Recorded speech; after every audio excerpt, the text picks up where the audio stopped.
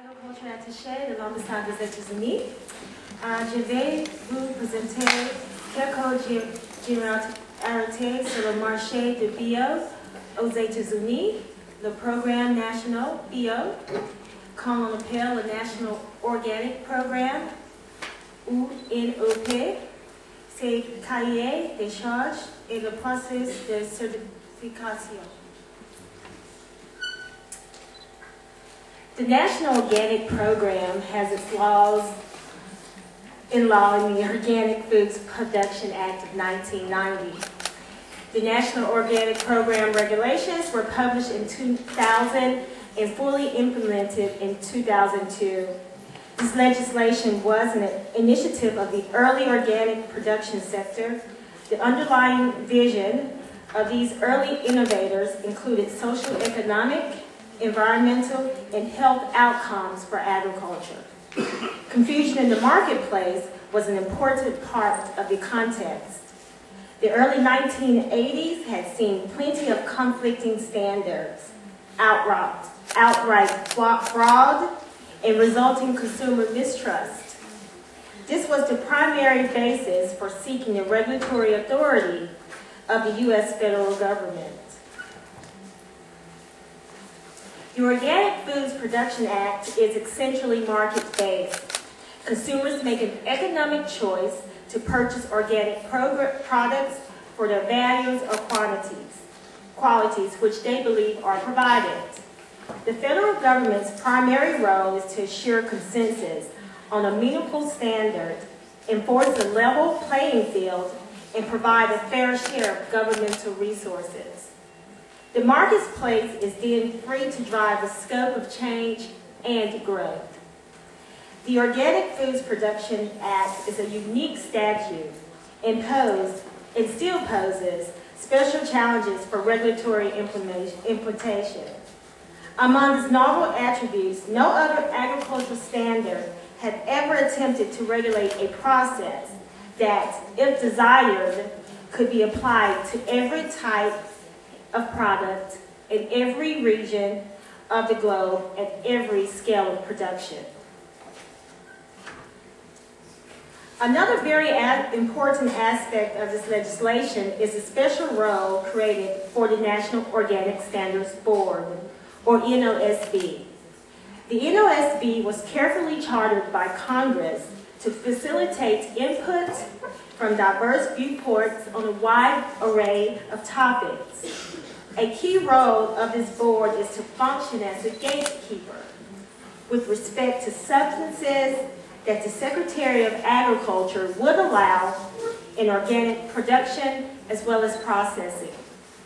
The NOSB has an open, transparent process that provides the organic community with an opportunity to discuss challenging issues and reach consensus on how to move forward.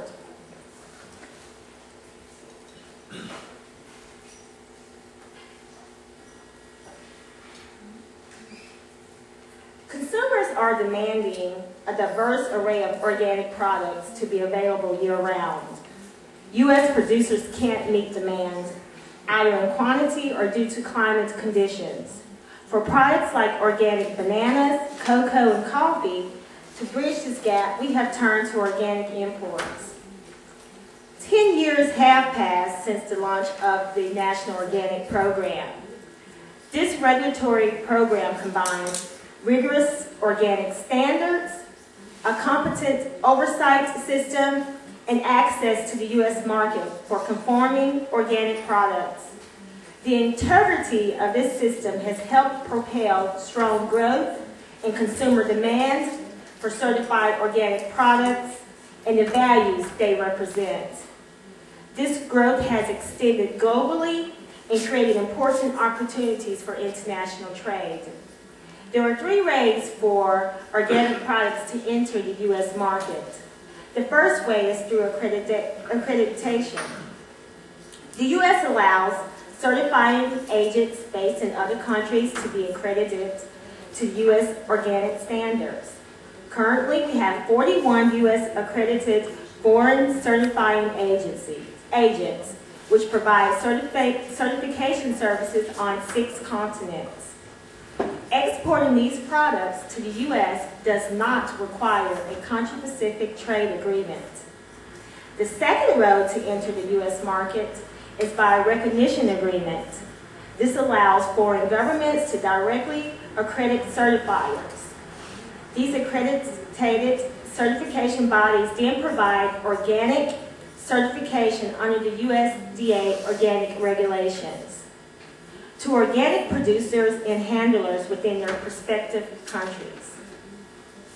USDA conducts periodic assessments of the foreign government's accreditation system to ensure that they are competent conformity verification body. The U.S. currently has recognition agreements with 6 nations, and they are Denmark, India, Israel, Japan, the United Kingdom, as well as New Zealand. These recognition agreements allow producers and handlers in these countries to supply products such as bananas, cocoa, as well as coffee. Exporting these products to the U.S. also does not require a trade agreement as well. And the third option, in which you alluded to earlier, is to enter the markets through an equivalency agreement. These formal trade partnerships recognizes the 2 countries' organic standards as equivalent and allow organic products certified in one country to be sold as such in the other. Both countries may include an additional production requirements, for example, prohibition of substance for imported goods. These additional requirements are referred to as critical variances and require verification from each operation exporting products under the arrangement. The establishment of the U.S.-Canada Organic Equivalence Agreement in 2009 created enormous opportunities for producers in both countries. And just last month, February 15th, the United States and the European Union established a similar agreement. Beginning June 1st, 2012, their respective countries' certified organic products will be recognized. The partnership between the 2 largest organic producers in the world establishes a strong foundation from which to promote organic agriculture, benefiting the organic industry on a global scale. From all of these efforts, we have gained some general insights, and I noticed earlier a question was raised about trade, and I think it was in regards to meat. And we have learned in the U.S. that through the equivalence agreements, as well as through the certifying the certifiers in other countries and the arrangements that we have, that the global principles are consistent among organic agriculture. We also learned that in these international discussions, every nation has emphasized the importance of protecting natural resources. We found that conserving biodiversity, prohibiting genetic engineering, ensuring animal welfare, and prohibiting most synthetic fertilizers and pesticides, and protecting the organic integrity was common among all the countries. Organic standards and regulations around the world are fairly compatible with very limited differences in the standards regarding the materials allowed or the transitional period. But those differences that do not exist can create complicated and often costly barriers to trade. The general compatibility of standards paves the way for harmonized organic standards. Equivalence agreements can provide the greatest cost savings and therefore capture the greatest benefits. Achieving these partnerships require great diligence by all parties, but the results are well worth the effort. For organic agriculture to continue to flourish, we need to continue to recognize the commonality of organic principles and not to get caught up with minor differences between the standards. Some organic standards base compliance on a broad spectrum of tests. The National Organic Program certification is based on a written process that is approved and verified on site. The written plan is called an Organic Systems Plan or Organic Handling Plan. All materials inputs must be listed in the plan, as well as quality control system for ensuring that the plan works. There must be a system for keeping records. Described, the producer or handler must also clearly state how they will prevent organic products from coming in contact with prohibited substances or non-organic products. And certifiers can require additional information that they deem necessary to show that the product meets the NOP regulations. While certified organic production under the National Organic Program generally allows for non-synthetic substances and ingredients to be used in agricultural production and on agricultural products, and prohibits the use of synthetic substances, there are a few exceptions. These exceptions are listed on a national list of allowed and prohibited substances of the National Organic Program regulations. In all products produced and handled by the National Organic Program, organic production, there are three things that are completely prohibited. Producers may not plant varieties developed through use of recombinant DNA technology, and they may not use products that are a result of such production. This is really unique to the U.S. because we feel that we do have three systems of production that help to feed the world, which are organic, GE, as well as conventional. And we also feel that the goal for coexistence among all production methods and supply chains is to ensure that all participants can reasonably meet the needs of their customers. The Secretary of Agriculture, Secretary Vilsack, is also committed to this belief. He has appointed a high-level advisory committee that will be charged with exploring options to mitigate economic losses for unintended presence. And this committee consists of members from the organic community, as well as the conventional crop community, as well as the genetic engineering community. The other process that is prohibited is ionizing radiation, as well as sewage sludge. There are 4 categories of cultivation for the U.S. Organic Program, and as you can see there, the crops, livestock, wild crop harvest, as well as the handling. And here, these are examples of the organic labels.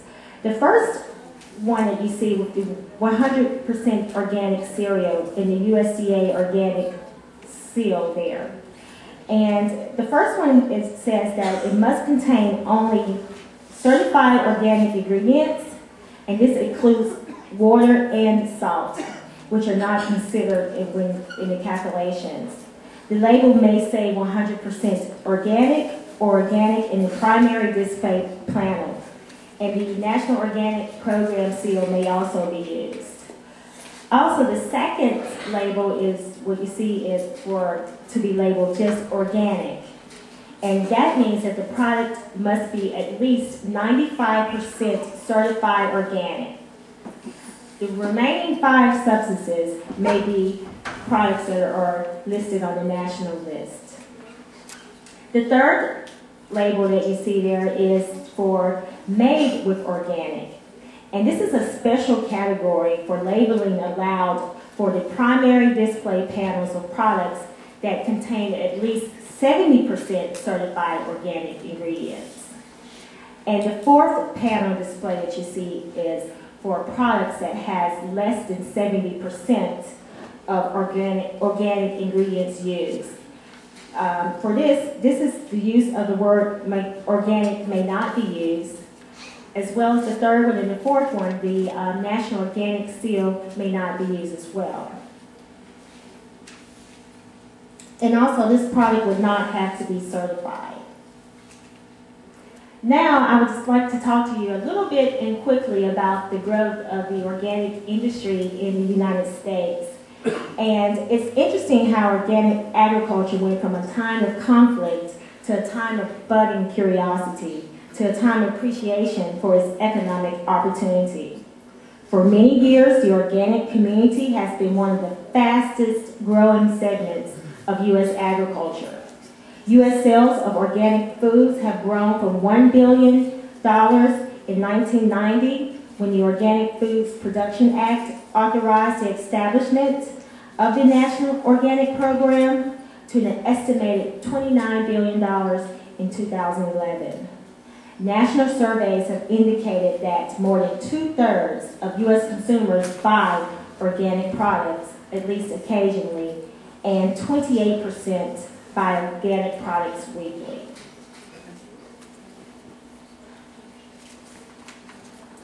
The United States remains committed to organic food and agriculture. We strive to provide effective regulations and oversight of the organic food industry. We are equally committed to harmonious international trade. Combining these goals support the continual growth of the organic market, the economic well-being of thousands of organic farmers and companies. Et merci pour votre attention.